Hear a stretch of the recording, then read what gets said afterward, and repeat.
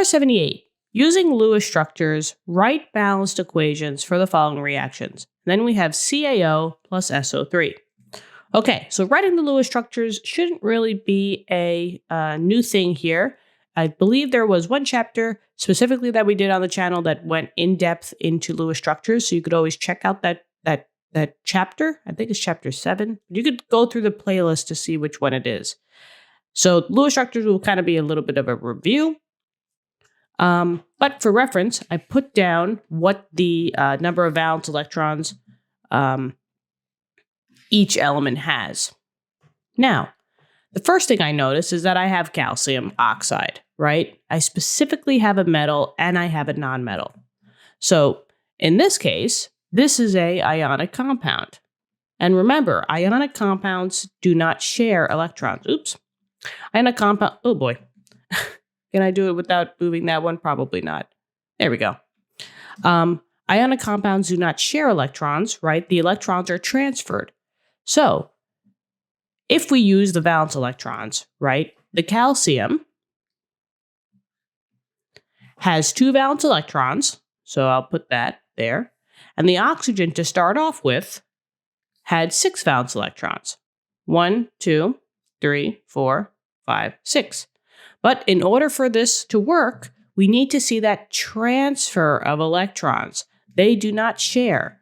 So instead of writing this as a bond, those blue electrons that were there, they now get donated to the oxygen.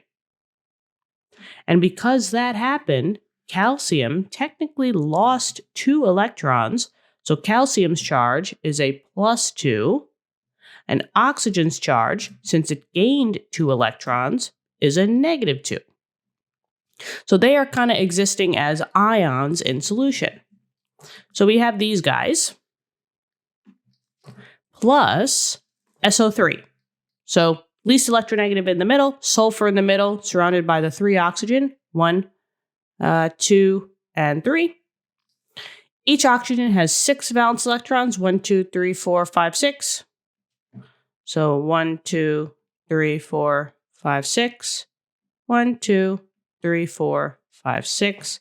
And then each sulfur also has 6 valence electrons. So 1, 2, 3, 4, 5, 6. At least all single bonds in the first round, just to see what the oxygens are doing. But once I make one bond, each oxygen has 7 valence electrons. Remember, they want to have the octet, so they're going to need double bonds. And that's totally possible. Because remember, sulfur can have an expanded octet. Sulfur can have up to 12 electrons if it's the center atom, which it is here. So it has 2, 4, 6, 8, 10, 12. So technically we're good. Okay, well now what's going to happen? Well, this goes back to the Lewis base, Lewis acid theory, right? Reactions always start off with bases because they have those electrons that they're going to donate. You can't do anything unless you donate electrons. But we just have to figure out which one is the Lewis base here. Well, we could sneakily see that Lewis bases generally are the negative charges. And inside calcium oxide, there was an oxygen that was a -2. So technically, this would be the Lewis base because that oxygen has 2 electrons, right? Or a lone pair, but it has a -2 charge, which means that this has to be the Lewis acid. Okay, so let's see what's going on. Remember, these are ions, right? They will dissolve. So it's only the oxygen that's going to be donating its electrons. So what I'm going to do is I'm just going to copy this because that's my template for what's going to happen over here. And for now, I'm just going to take the oxygen and pull it over. How is that base going to donate an electron pair? Well, the oxygen wants to bind with the sulfur, but however, sulfur does not have a lone pair to make that connection.